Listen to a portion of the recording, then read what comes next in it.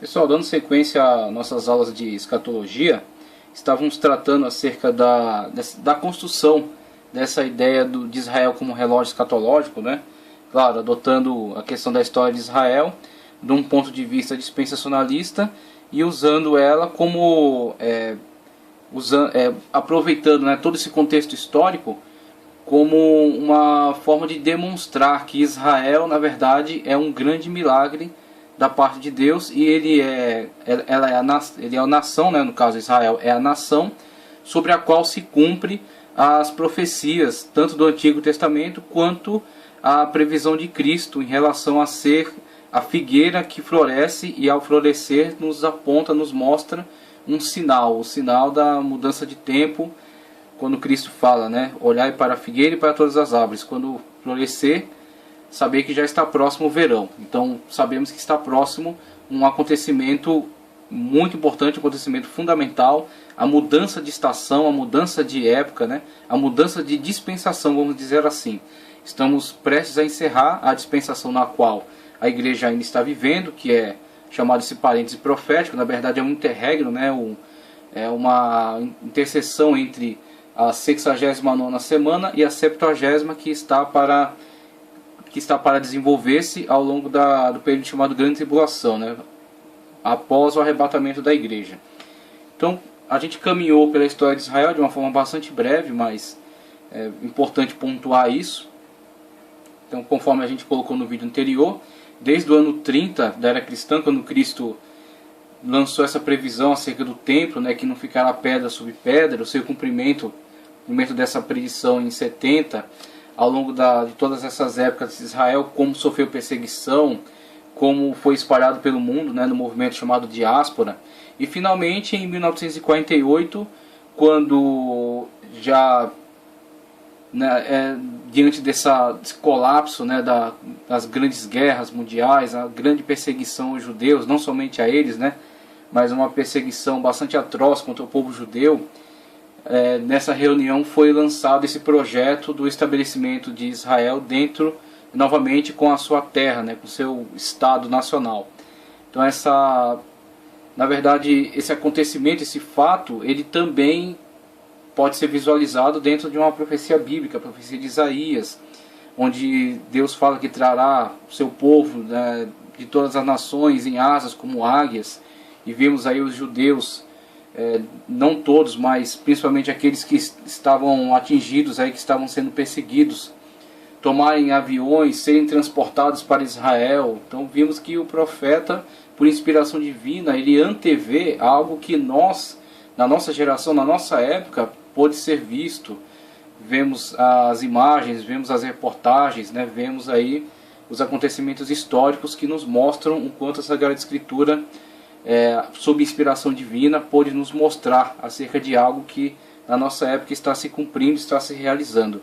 Então vimos aí os judeus serem transportados para sua terra, Isaías falar acerca da surpresa de algo nunca visto na história humana, uma nação que nasceu em um dia só, e é assim que Israel veio à história contemporânea. Israel foi uma nação que nasceu em um dia só, porque a partir dessa conferência que teve, né, essa reunião, a dificuldade, né, o equilíbrio na votação entre ser favorável, ser contra, o voto de desempate, finalmente ao estabelecimento oficial de Israel como uma nação, né, quando o protetorado britânico cedeu uma parte do território que estava sob sua guarda, sob sua responsabilidade, cedeu para o estabelecimento dos judeus que estavam fugindo da perseguição, e depois o estabelecimento de Israel e o enfrentamento que ele teve em relação às outras nações que se levantaram contra esse projeto, se levantaram contra a entrada maciça de judeus, né, naquele território, e a luta que ele vem enfrentando até hoje para manter-se, né, manter a sua independência nesse território, né, um território pelo qual Israel tem batalhado há muito tempo. Então desde 1948, todas essas transformações, todos esses eventos históricos, né, nunca vistos na história humana, tudo isso traz para nós aí uma exemplificação, para nós algo que demonstra dentro do plano real, né, literal o que é uma profecia bíblica desenvolvendo-se, desenrolando-se ante os nossos olhos. Assim vemos a figueira, que durante muito tempo esteve destruída, né, foi perseguida, foi arrasada, né, desde a época do Império Romano, passando por tantas sucessões de reinos, mas novamente ela volta a florescer, porque foi plantada pelo Senhor e não pode ser arrancado por quem quer que seja. Então Israel volta a florescer, como a figueira que Cristo falou, quando a figueira florescer, saber que está próximo. Então vemos que Israel é o prenúncio, é a anunciação de mudança, grandes mudanças que haverão. Com certeza aguardamos elas para os nossos dias. Não temos a exatidão da data, não entramos por essa bobagem de ficar tentando encontrar exatidão para datas, porque não nos é permitido. Mas sabemos, está próximo, e esses indícios, esses sinais nos levam a estar com certeza bastante alerta com relação àquilo que irá acontecer. Então, Jesus está às portas, Jesus vai vir buscar a sua igreja, o arrebatamento acontecerá. Esses são os sinais.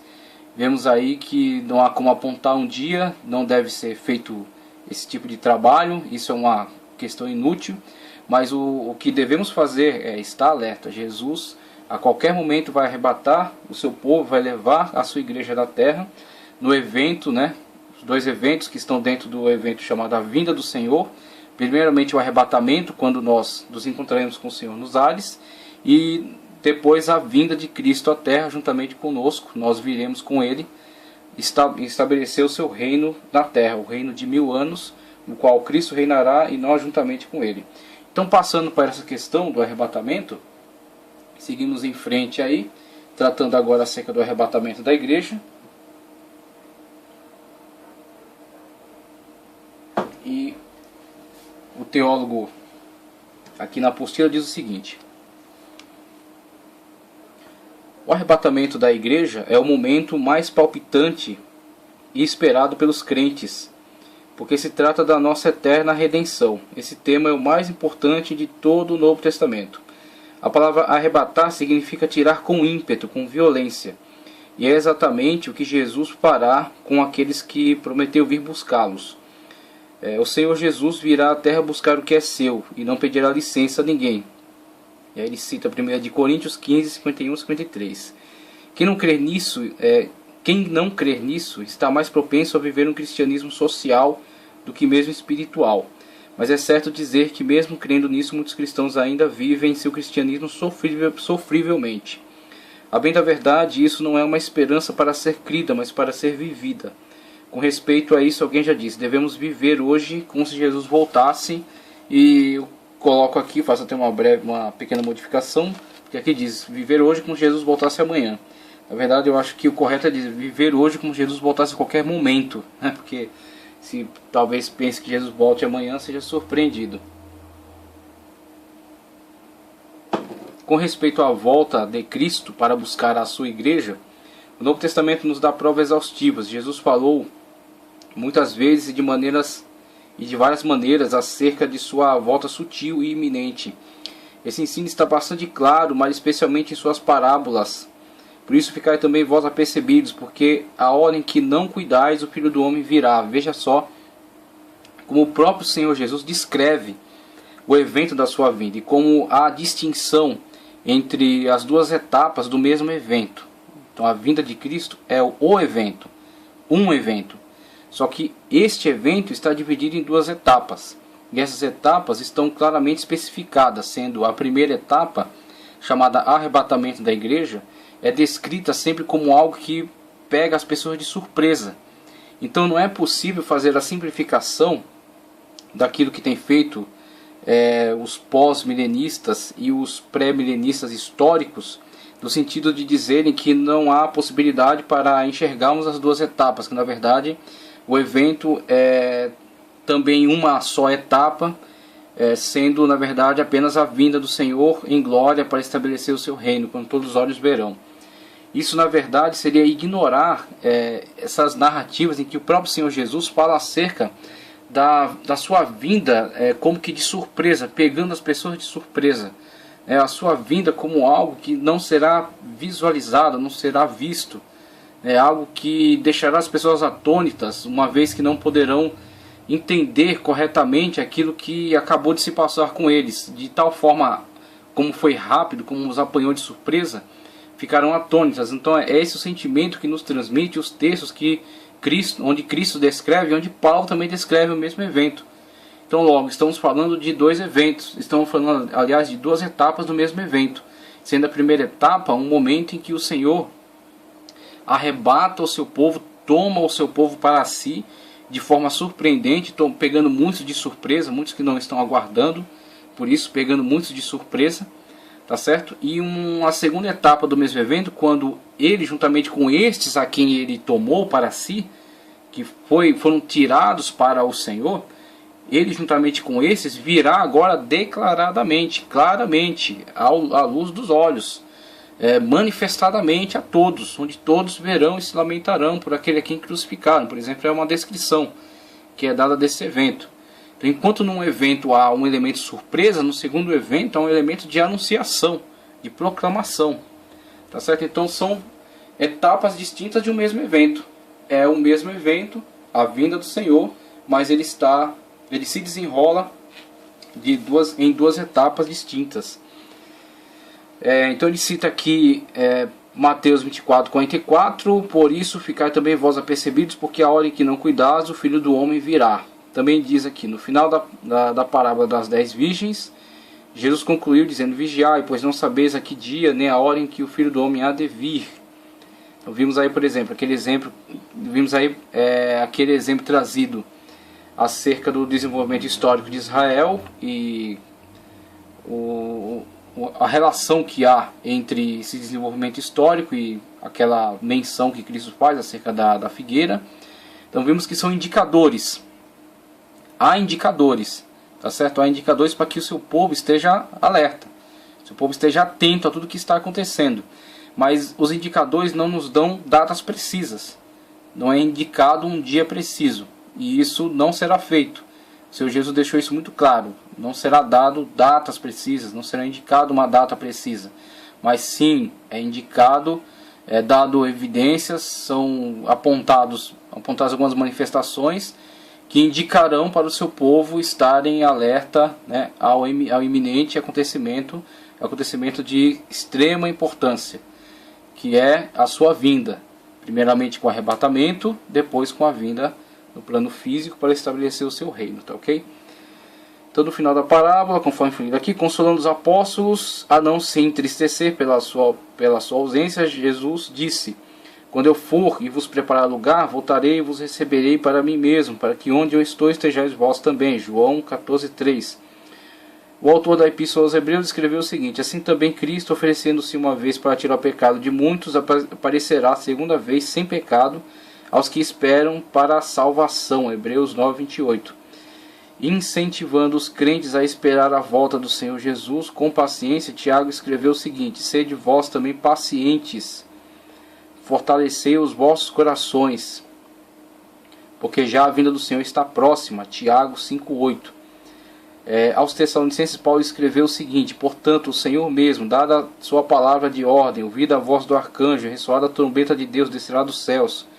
1 de Tessalonicenses 4:16. Pedro também falou da vinda iminente de Jesus de uma forma sutil, envolvendo efeitos dramáticos, cataclísmicos e cósmicos, mas o dia do Senhor virá como ladrão de noite, no qual os céus passarão com grande estrondo, os elementos ardendo se desfarão, e a terra e as obras que nela há se queimarão. Então Pedro dá a mesma entonação que é dada pelos profetas do Antigo Testamento, né? Ele segue na mesma linha de raciocínio. Ele está fundindo aqui tanto a questão da iminência da vinda de Cristo, a surpresa, né, da sua vinda, o Senhor virá como ladrão à noite, mas também os eventos que estão ligados ao grande dia do Senhor, o dia da ira do Senhor. E tudo isso é válido, tudo isso acontecerá, e o seu desenvolvimento mais específico, mais amplamente definido, né, com todas as suas nuances, com todas as suas questões específicas, estão ao longo da escatologia sendo expostos. Então aquilo que Pedro sintetizou aqui nesta visão, Então todos os eventos estão sintetizados aqui de uma forma resumida, é muito mais amplamente discutido através das revelações, primeiramente as revelações de Daniel, depois as profecias de João no Apocalipse, que nos trazem aí como esses eventos vão se desenrolar ao longo desses fatos, ao longo desse tempo escatológico, né? Ao longo desse momento escatológico em que o Senhor trará a concretização daquilo tudo que foi profetizado.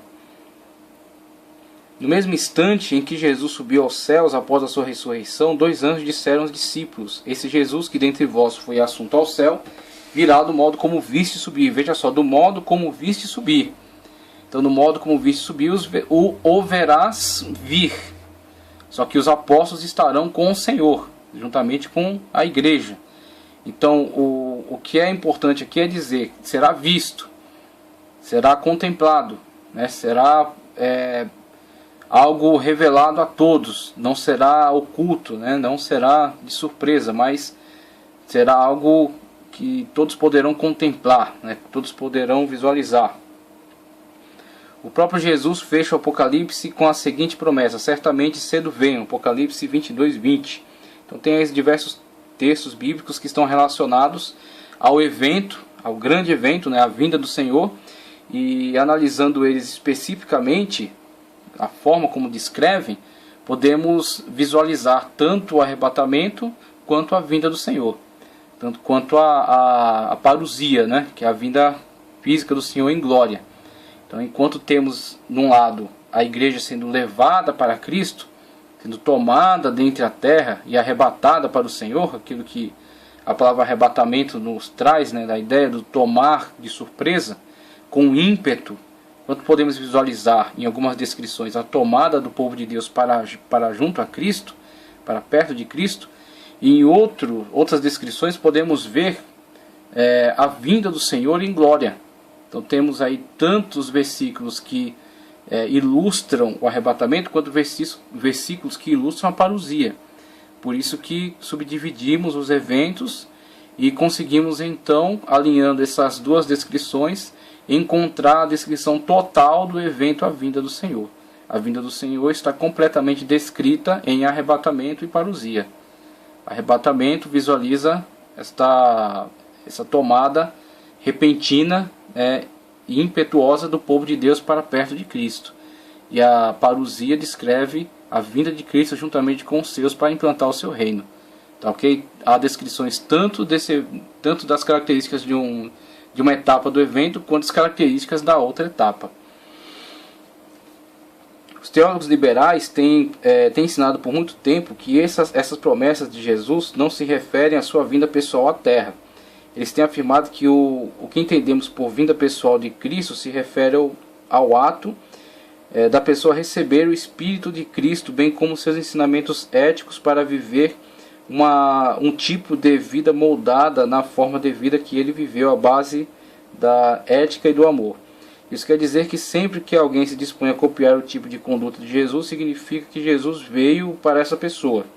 Ou seja, a vinda de Cristo se dá através de ensinamentos e de modo de vida. Na realidade, não é ele que vem, mas seus ensinamentos para mudar a vida das pessoas. Então, o fato de algumas pessoas admitirem esse tipo de concepção decorre delas terem falhas graves na sua fé. Então a questão a pessoa não tem fé o suficiente para crer na palavra de Deus, naquilo que a palavra de Deus declara, e uma vez que lhe falta a fé para crer naquilo que a palavra de Deus está revelando para ele, ele busca subterfúgios para poder adequar aquilo que foi descrito, claramente descrito na palavra de Deus, ao modo de crença que ele está vivendo. Na verdade, uma fé cambaleante, né? Uma fé falha. Então o que acontece? Como isso não está se adequando ao seu modo de ver as coisas, ele procura adaptar a Bíblia, lançando sobre ela um conceito bastante simbólico, né? Então ele coloca tudo aquilo num plano simbolista. Eu não estou usando alegórico, porque na verdade os nossos irmãos que usam da ferramenta da alegoria, não necessariamente eles têm falta de fé. A questão dos amilenistas, dos pós-milenistas e dos pré-milenistas históricos. O que eles têm não é questão de falta de fé, é uma questão de uma interpretação diversa dos textos bíblicos. Então eles têm uma abordagem diferente de interpretação, e nessa abordagem diferente de interpretação não é que isso decorra de falta de fé, mas de uma leitura diferenciada. Então, por eles terem essa leitura e valorizarem essa postura de interpretar as escrituras de uma forma alegórica, eles acabam chegando à conclusão de que alguns eventos que são descritos, na verdade, o são de um plano alegórico, não necessariamente literal.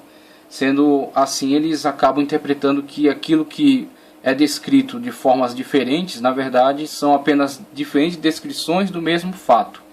Então, na verdade, eles não entendem que há a primeira etapa e a segunda etapa do mesmo evento. Eles dizem que há simplesmente uma descrição e outra descrição, mas dizendo a mesma coisa.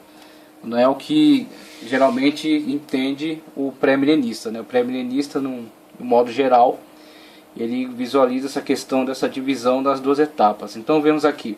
Agora o liberalista se afasta demais, porque ele está tentando conciliar a Bíblia com outras visões que não são nem bíblicas.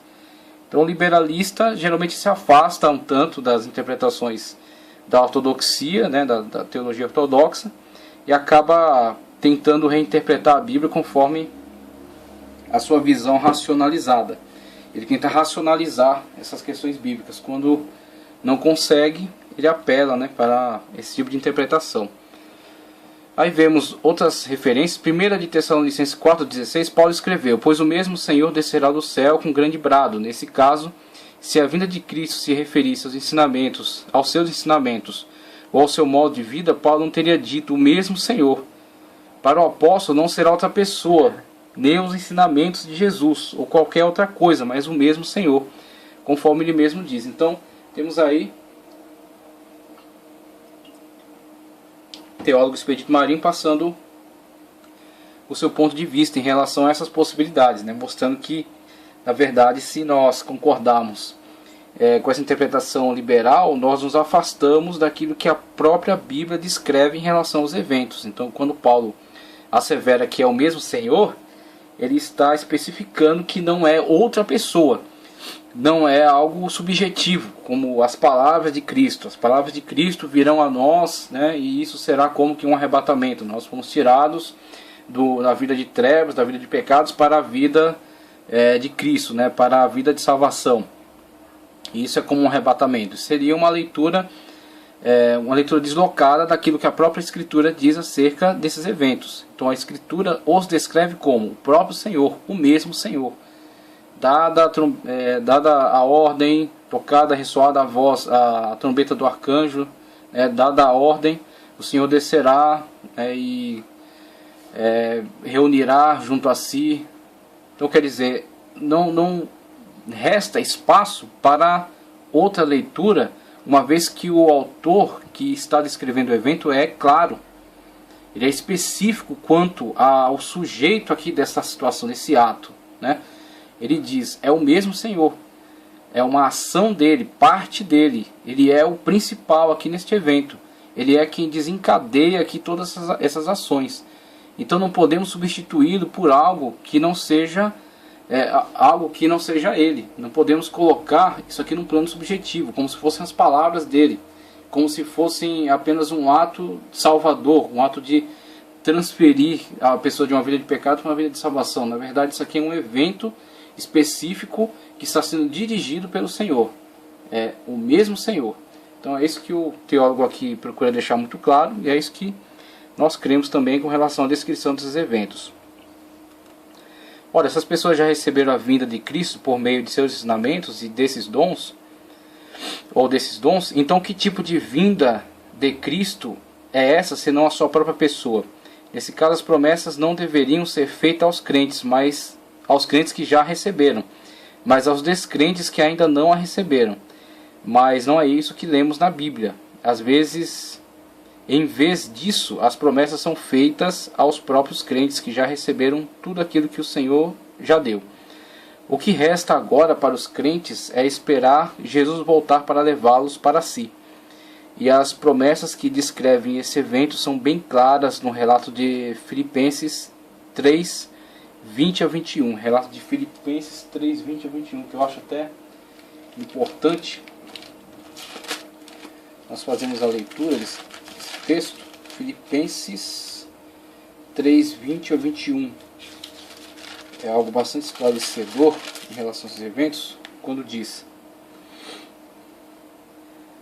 pois a nossa pátria está nos céus, de onde também aguardamos o Salvador, o Senhor Jesus Cristo, o qual transformará o nosso corpo de humilhação para ser igual ao corpo de sua glória, segundo a eficácia do poder que ele tem, e até subordinar a si todas as coisas.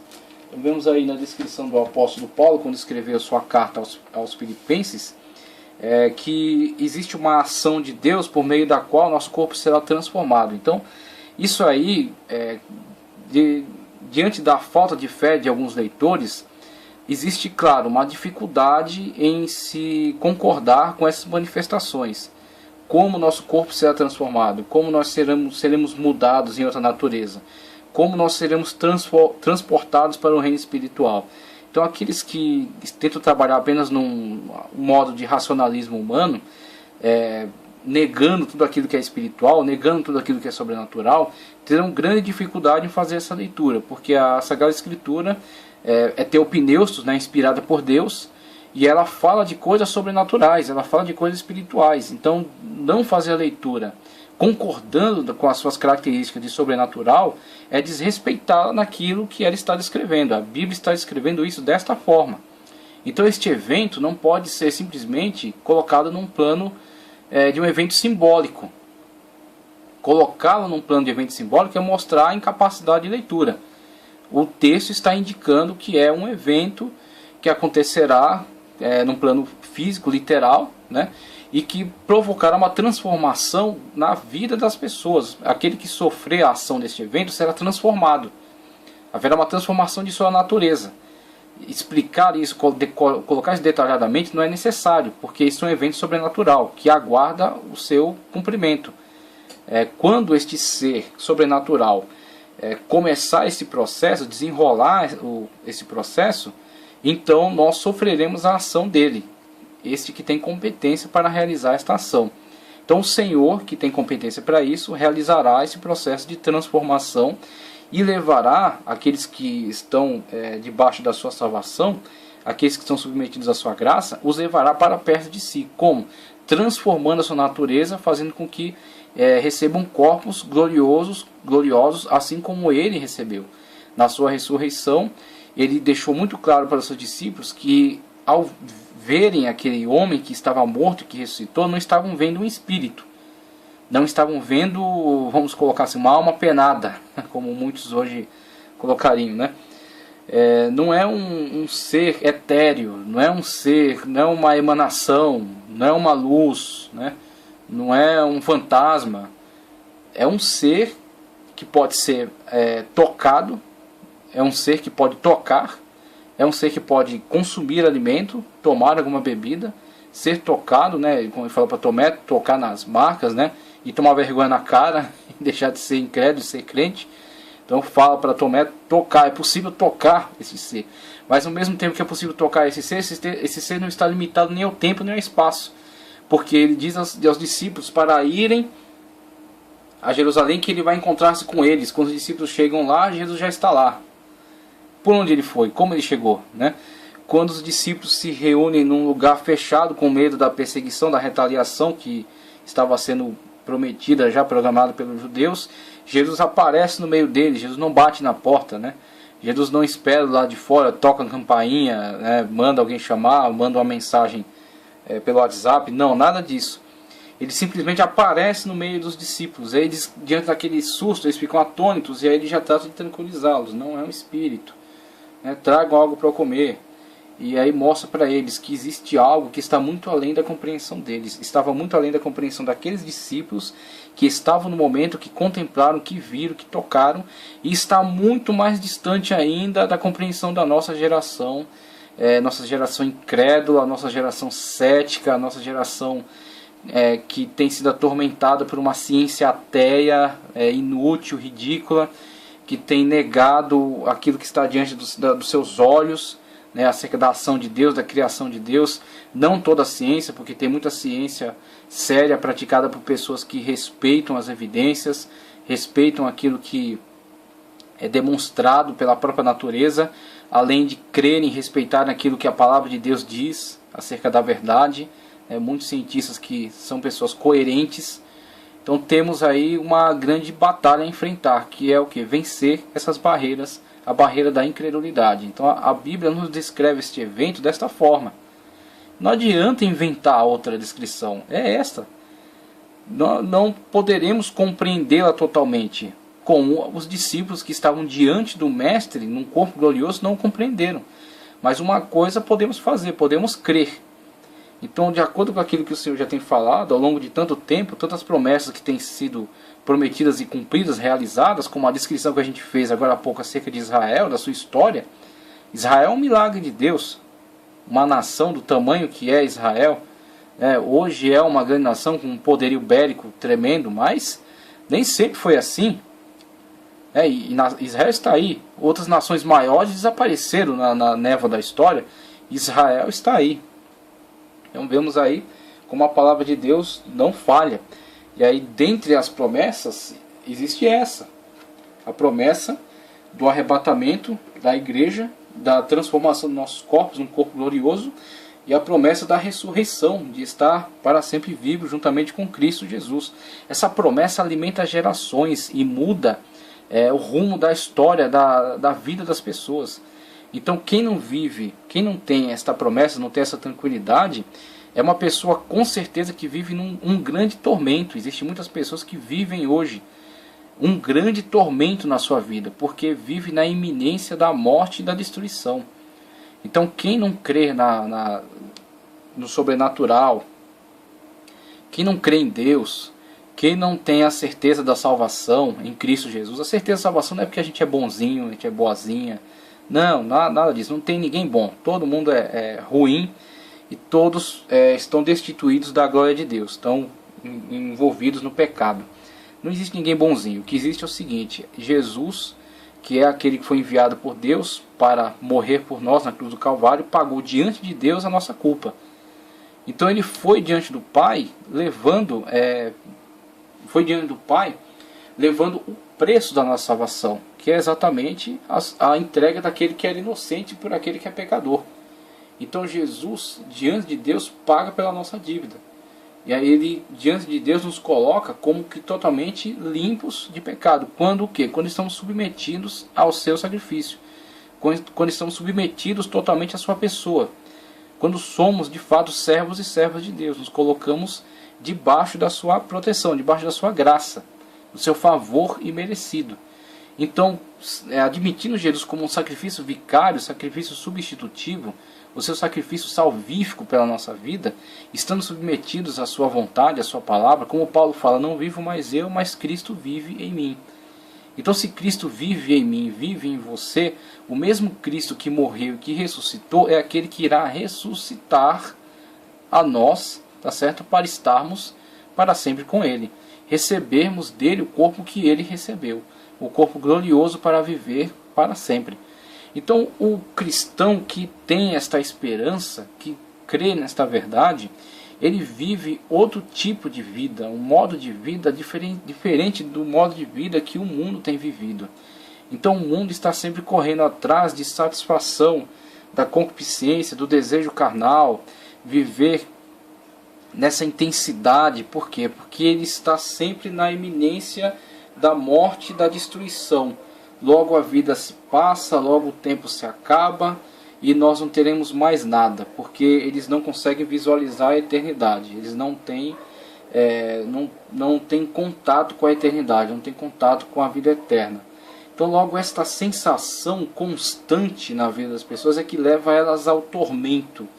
E aí você vê pessoas que poderiam ter um modo de vida tão tranquilo, tão abençoado, tão maravilhoso, na verdade vivem sempre a busca de novas maneiras de poderem se satisfazer e trazer sempre mais prazer, essa busca desenfreada por prazer.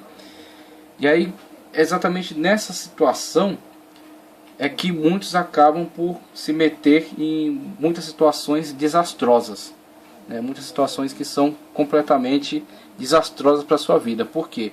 Exatamente não tem esse contato com a vida eterna, não tem esse contato com a transformação que a Escritura Sagrada nos garante através das palavras de Cristo.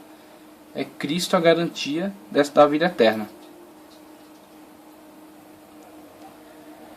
É exatamente esse tipo de esperança que faz toda a diferença na vida daqueles que creem e na vida daqueles que vivem com essa certeza. Essa certeza vai dar uma qualidade de vida completamente diferente, porque eles vivem nessa tranquilidade de que aquele Senhor que fez essas promessas realizou na sua própria vida aquilo que Ele prometeu para nós, porque Ele morreu, mas Ele ressuscitou e está vivo, está sentado à destra do Pai, e é Ele mesmo que, cumprindo com a sua promessa, cumprindo com a sua palavra, nos ressuscitará. Tá certo? Então por isso que o cristão prega a palavra com tanta ousadia, por isso que o cristão vive com esta paz, com essa tranquilidade, por isso que o cristão não nega a Cristo mesmo diante da morte, mesmo com a morte dos seus queridos, mesmo com a sua própria morte. Os cristãos na arena de Roma, ou em tantos outros lugares, na Coreia do Norte, na China, hoje nos países comunistas, né? Nos países árabes, o cristão não se intimida diante da morte, porque a morte é somente uma passagem para a vida eterna. Ele morre, ele tem a sua vida ceifada aqui, mas a sua vida não se perde. O seu sangue é o seu sangue é testemunho, né? Como o sangue de Abel, por exemplo, que clama a Deus, né? Que é testemunho daquele que serve ao Senhor, o testemunho daquele que é fiel ao Senhor. O sangue do Marte também é um testemunho da sua fidelidade a Cristo Jesus e será requerido pelo Senhor na hora certa. Nós vamos, ao longo do estudo, chegar depois no momento em que vamos tratar acerca das taças da ira de Deus, vamos tratar acerca do juízo final. Então mais para frente abordaremos essa questão, mas o que temos que ressaltar aqui o cristão vive na iminência da vida eterna. O cristão, ele vive nessa vida sabendo que é passageira e que o aguarda a ressurreição, a glória, a presença de Deus e a vida eterna. Tá certo? Então, na sequência aqui diz, a vinda do Senhor será invisível. Então temos aí a vinda do Senhor, né, um grande evento. Estamos discutindo primeiramente acerca do arrebatamento.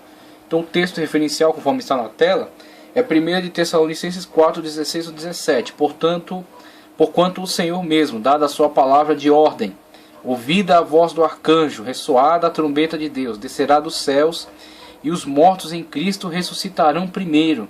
Depois nós, os vivos que ficarmos, seremos arrebatados juntamente com Ele, entre as nuvens, para o encontro do Senhor nos ares, e assim estaremos para sempre com o Senhor. Essa é a descrição. Essa é a descrição da primeira etapa do evento, a vinda do Senhor, essa primeira etapa chamada arrebatamento da igreja, tá certo? Isso não pode ser simplesmente colocado numa linguagem simbólica, tá certo? Uma linguagem simbológica, vamos dizer assim. Isso é literal, isso é descrito de uma forma específica. Paulo é muito claro ao dizer que é esse Senhor, é o mesmo Senhor, é o Senhor que nós conhecemos, é o Senhor que fez as promessas, que realizou as promessas em si mesmo e as realizará também com relação a nós, tá certo? É esse mesmo Senhor que realizará estes eventos. Na primeira etapa, temos outros textos referenciais, como por exemplo, a descrição, quando diz em 1 de Tessalonicenses 4,17, o Senhor virá até as nuvens. Então logo não estamos falando da parousia, da vinda do Senhor, de modo que todos os olhos verão. Estamos falando de um evento em que o Senhor arrebatará a sua igreja para si, levará a sua igreja para si, para o encontro com Ele nos ares. Veja, virá até as nuvens. Virá com rapidez, conforme Mateus 24, 27, diferentemente daquele outro evento, onde é descrito até em Apocalipse, né, quando o Senhor, montado num cavalo branco, com as vestes salpicadas de sangue, escrito, né, nele, Rei dos Reis, Senhor dos Senhores, virá juntamente com a sua igreja e pelejará contra o anticristo e os seus exércitos, os vencerá, livrará Israel da grande perseguição, da guerra do Armagedon e instaurará o seu reino. Essa é a parousia, é a segunda etapa da vinda do Senhor. Esse primeiro evento é completamente diferente, virá com rapidez, Mateus 24, 27, somente os crentes verão, Atos 1 e 11, virá para a igreja, João 14, 1 ao 3, virá antes do anticristo, antes da manifestação do iníquo, né? Então haverá também alguma discussão aqui com relação a a descrição daquele que será tirado, né? Então diz aí que há um que o retém até que do meio seja tirado. Existe uma diferença entre a abordagem pré-milenista dispensacionalista e a abordagem pré-milenista histórica. Entre o entendimento sobre quem será tirado do meio, né? Quem se manifestará, existe uma distinção aí de interpretação. Virá para a igreja, virá antes do anticristo, conforme 2 Tessalonicenses 2, 6 a 8. Virá para a noiva, especificamente para a noiva, Mateus 25, 1 ao 10. E 1 Tessalonicenses 4, 17. Virá antes da grande tribulação, 1 Tessalonicenses 1 e 10, tá certo? Então, estamos falando, com a descrição desses eventos, estamos falando acerca da primeira etapa do evento A Vinda do Senhor, essa etapa chamada arrebatamento da igreja. Então temos aqui, a vinda do Senhor será invisível. Nesse período ocorrerá o desaparecimento de todos os crentes salvos da face da terra. Esse desaparecimento será simultâneo, instantâneo e rápido, conforme o relato de 1 de Coríntios 15, 52. 1 de Coríntios 15, 52, Paulo nos diz, num momento, veja que está aí grifado, né, em vermelho a palavra momento. É muito importante esta palavra na descrição, porque essa palavra nos dá a descrição e também a distinção entre a primeira etapa desse evento e a segunda etapa. A primeira etapa do evento não tem nada a ver com a segunda etapa. Na primeira etapa, a palavra momento que está grifada nos dá a ideia de um evento que será muito rápido, imperceptível até para aqueles que não participarem, que perceberão não o próprio evento, mas sim os resultados do evento. Eles perceberão as consequências do evento, mas só perceberão o próprio evento aqueles que estiverem inseridos nele, participarem, sofrerem a ação dele, tá certo? Porque estarão envolvidos exatamente nos efeitos desse evento, né? Quando passarem pelo processo de glorificação pelo qual vão passar. Então vão saber que estavam num corpo humano, falho, pecaminoso, destrutivo, e num abrir e fechar de olhos, num momento serão transformados, tá certo? Estarão na presença de Cristo Jesus. Os mortos ressuscitaram primeiro e nós juntamente com eles seremos transformados, tá certo? Então essa é a descrição da palavra de Deus. O que a nossa postura diante dela não é racionalizá-la, nem tentar colocar ela num plano científico, num plano puramente humano, tá certo? Nas limitações do entendimento humano. Mas olhar para aquele que prometeu, olhar para aquele que assim asseverou, e entender que se ele cumpriu em relação a si estas palavras, ele é a garantia daqueles que irão passar pelo mesmo evento. Porque Cristo é a primícia dos que dormem.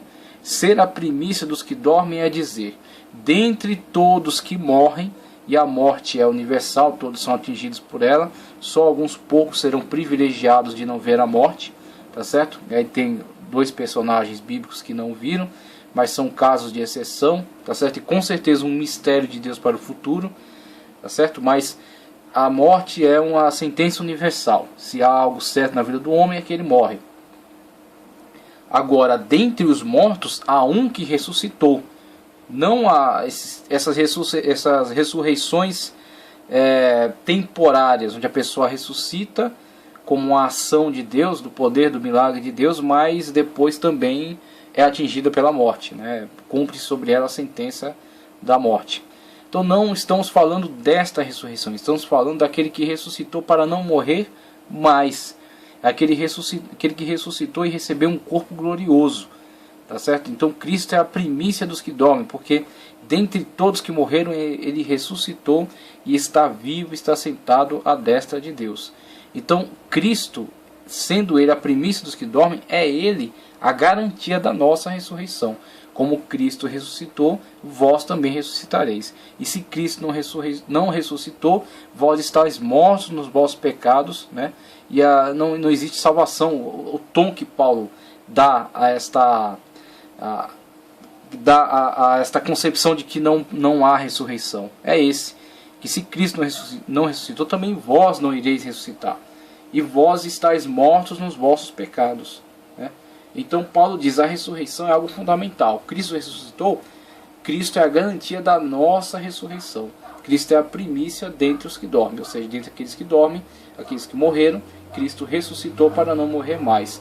E nele é que temos o exemplo vivo da ressurreição da qual participaremos. Quando? Nessa situação que está sendo descrita, num momento, num abrir e fechar de olhos ante a última trombeta, porque a trombeta soará e os mortos ressuscitarão incorruptíveis e nós seremos transformados.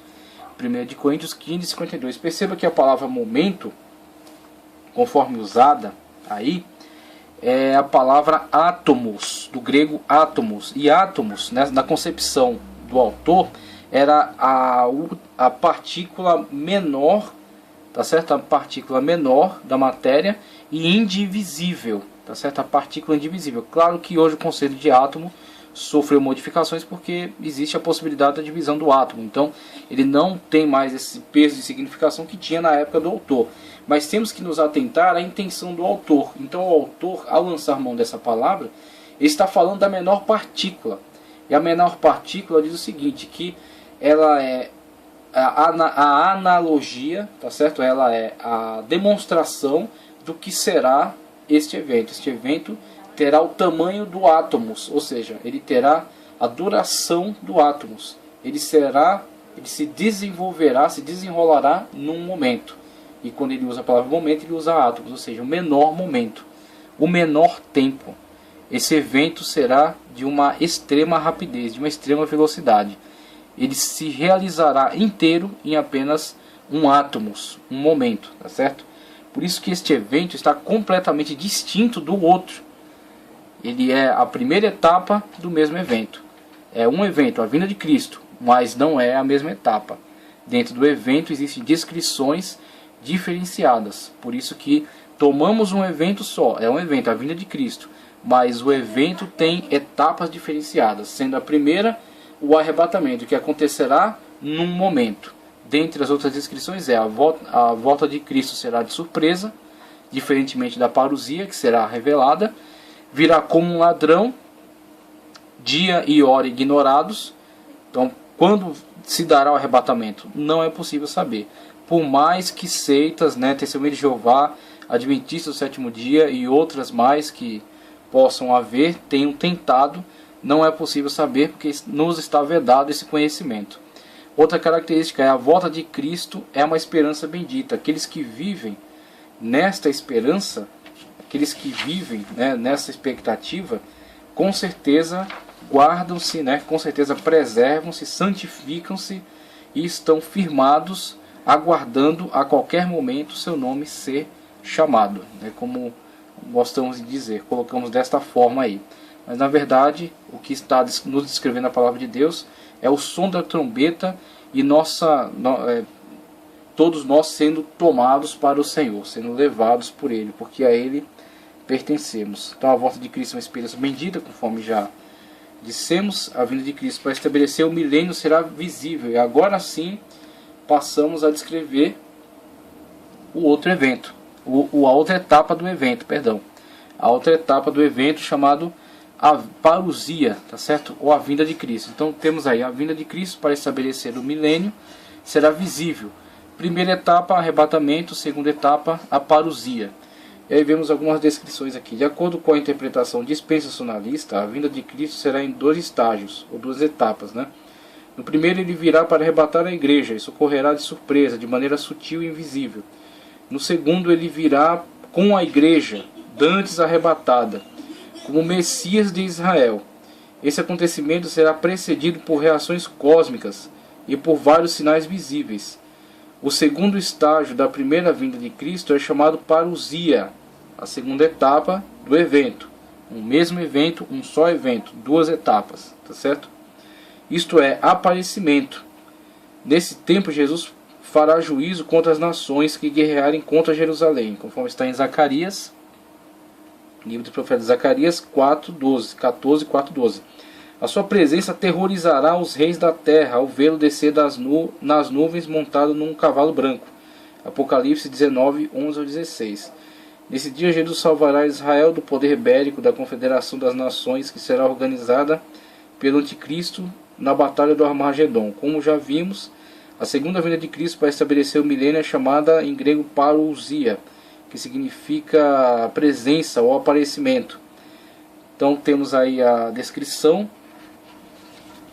da igreja no livro do Apocalipse, que é uma abordagem dispensacionalista desta visão das escrituras, tá certo? Então, primeiramente, conforme ele colocou aqui, conforme ele deixou bastante claro, a diferença entre as duas etapas do evento, sendo um mesmo evento, mas a primeira etapa descrita com textos que enfatizam a questão da rapidez do acontecimento, do evento, com que o evento se desenvolverá, de uma extrema rapidez, o que não é colocado como característica da segunda etapa. A característica da segunda etapa é a revelação, é a imposição do reino de Cristo, a vitória sobre os exércitos do anticristo. Isso são descrições da segunda etapa. Não tem nada a ver com as descrições em relação à primeira etapa, que são a rapidez, que são o elemento surpresa, né, quando Cristo fala que virá como um ladrão, à meia-noite ouviu-se a voz, tá certo? Será como um raio que sai do oriente e mostra-se até o ocidente. Sempre características descrevendo rapidez e elemento surpresa. Então essas são características do arrebatamento, a primeira etapa. E a segunda, conforme estamos vendo aqui, é exatamente a revelação, o elemento de revelação. Veja Mateus 24, 30 e 31. Então aparecerá no céu o sinal do Filho do Homem. Todos os povos da terra se lamentarão e verão. Veja só, o sinal, a visão, todos contemplarão, se lamentarão. Como que isso se desenvolverá em um momento, em um átomos? Logo, essa descrição está de acordo com a primeira etapa. A segunda etapa tem outras características, tá certo? Se lamentarão e verão o Filho do Homem vindo sobre as nuvens do céu com poder e grande glória. E ele enviará seus anjos com clamor de trombetas, os quais reunirão os seus escolhidos dos quatro ventos de uma a outra extremidade dos céus. Aí estamos falando da ação de Cristo e da igreja que foi arrebatada, que está junto com ele, sobre aqueles que verão este evento. No caso, a nação de Israel. Pisará no Monte das Oliveiras, Zacarias 14:4. Virá declaradamente, Mateus 24:30. Todos o verão, Apocalipse 1:7, Mateus 24:30. Virá com a igreja. Então, ali no arrebatamento, ele virá para a igreja, para tomar a igreja para si, para se encontrar com ele nos ares. Aqui não, ele virá com a igreja. Apocalipse 19:11 ao 14, também Judas 14. Virá para liquidar o anticristo, segundo de Tessalonicenses 2:6 ao 8. Virá com a esposa, Apocalipse 19:11 a 14 também. Virá para acabar com a grande tribulação, Apocalipse 19:11 ao 21, quando vencerá a guerra de Armagedon e imporá a derrota, né, ao anticristo, lançará a besta e o falso profeta no lago de fogo e enxofre e amarrará o diabo por 1000 anos, conforme está em Apocalipse 20. O diabo foi amarrado por 1000 anos para o estabelecimento do reino milenial de Cristo na terra. Então essas são descrições da segunda etapa. Dentre as descrições e dentre também algumas interpretações propostas pelo dispensacionalismo, temos a questão da igreja de Tiatira, promessa feita à igreja de Tiatira, que é: e dar-lhe-ei a estrela da manhã, Apocalipse 2:28. Essa interpretação propõe que essa questão, essa abordagem, dar-lhe-ei a estrela da manhã, ela se adequa ao entendimento de que a estrela da manhã ela aparece no despontar do dia. E se Cristo promete à igreja de Tiatira, se ela for fiel, dar-lhe a estrela da manhã, significa que aliás a estrela da manhã aparece antes do amanhecer de um novo dia, de uma nova etapa, de uma nova dispensação, a igreja recebe seu prêmio. Então, claro, isso aqui não é doutrina, isso aqui é simplesmente uma possibilidade, é uma forma de interpretação. A igreja de Tiatira foi prometido isso. Isso, na verdade, é algo que pode ser encarado de uma forma alegórica para toda a igreja, né? De uma forma referencial, aliás, para toda a igreja. Então, a igreja que se manter fiel é a igreja que será premiada antes do alvorecer de uma nova etapa, antes de um novo momento, tá certo? Então, essa é uma abordagem, uma proposta. Outra proposta também que é feita é a promessa feita à igreja de Filadélfia: como guardastes a palavra da paciência, também eu te guardarei da hora da tentação que há de vir sobre todo o mundo, para tentar os que habitam sobre a terra. Apocalipse 3:10. Então, na visão dispensacionalista, que encara essa questão da descrição das cartas do Apocalipse também como uma descrição da igreja ao longo das suas etapas, né, ao longo das suas etapas históricas, pode-se dizer que a igreja de Filadélfia e de Laodiceia compartilham a iminência da vinda de Cristo. Sendo a igreja de Filadélfia, caracteristicamente, a igreja que vai subir no arrebatamento. E a esta igreja é prometido livrá-la da tribulação. Quando disse livrar da tribulação, diferencia-se de livrar na tribulação. Livrar na tribulação é como dizer: vocês vão ser jogados na fornalha, mas eu vos livrarei na fornalha. O filho do homem esteve com eles na fornalha, né? Deus esteve com Israel no deserto. Eles estavam no deserto e Deus estava com eles no deserto. Agora dizer vocês serão livres do deserto, dizer que eles não passarão pelo deserto. Dizer que eles serão livres da fornalha, dizer que eles não entrariam na fornalha. Então por que não foi dito? Porque eles entraram. Mas se a igreja de Filadélfia é dito que estará livre da tribulação, é dizer que elas não entrarão, esta igreja não entrará na tribulação, não fará parte da tribulação, tá certo? Então é outra proposta também que é feita por essa abordagem dispensacionalista da leitura aí das cartas do Apocalipse. E aí, dentre as outras questões abordadas aqui, a grande tribulação é um período de juízo. A igreja não é destinada ao juízo, é também a abordagem. É dito que a igreja não está destinada ao juízo. E essa abordagem pré-milenista dispensacionalista, ela não distingue, que aliás é uma característica da pré-milenista histórica, a distinção entre juízo e tribulação. Juízo para o mundo, tribulação sobre a igreja. Como a igreja sempre esteve em tribulação desde o seu início, não é estranho entender que a igreja adentre também o período de tribulação escatológico, o que não é aceito pelo pré-milenismo dispensacionalista. A igreja estará livre da tribulação, porque a tribulação, bem como a ira, serão aplicados ao mundo em geral, tá certo? E a igreja infiel, a igreja que não estava pronta para o arrebatamento, mas que será provada e estará pronta durante o período de tribulação. Então temos aqui a objeção nesse aspecto. Os pós-tribulacionistas diferenciam, né? O período da igreja, baseando-se nas 70 semanas preditas pelo profeta Daniel, o período da igreja fica entre 69 e a 70ª semana, tá certo? Mencionado em Daniel. Então o entendimento também acerca da 70ª semana é: a igreja vive um parêntese profético, e esse parêntese está entre a semana 69 e a 70, conforme a descrição de Daniel, sendo que ao ser arrebatada, ao a igreja ser retirada, dá-se-á início novamente a contagem com a realização da 70ª semana, a última semana que falta para a concretização da profecia de Daniel. Essa é a abordagem pré-milenista dispensacionalista, diferenciando-se da abordagem pós-tribulacionista. Nesse aspecto, o argumento do pós-tribulacionista, nesse aspecto, reside em não fazer nenhuma separação entre Israel e a igreja. A questão da abordagem aliancista, diferenciando-se da abordagem dispensacionalista. Eles misturam a história de Israel com a história da igreja. E aí outra questão, fechando aqui, o ensino do Antigo Testamento, e aí algumas abordagens que trazem aqui alguns exemplos de forma alegórica, né? A abordagem do Antigo Testamento apresenta José como tipo de Cristo, tá certo? Então eles trabalham aqui a questão de José, dizendo: José se casou com uma mulher egípcia chamada Zenate. Isso se deu durante o tempo em que seus irmãos o rejeitaram antes dos 7 anos de fome.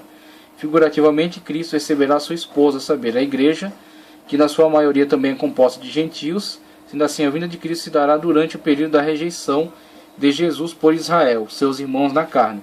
O período de 7 anos de fome no Egito representa os 7 anos de Cristo durante a tribulação. Também é outra forma alegórica de você olhar para um personagem bíblico numa narrativa e entender que ele pode ser usado de uma forma, como uma analogia daquilo que será o arrebatamento de Cristo para a igreja. Assim como José casou-se, recebeu sua esposa, que era uma estrangeira, antes dos 7 anos de fome, Cristo receberá sua noiva, os gentios, antes dos 7 anos de tribulação. É também uma abordagem. Mas o mais importante é ficar com essas descrições. As descrições que falam da primeira e a segunda etapa, que são a vinda de Cristo, os diferenciando.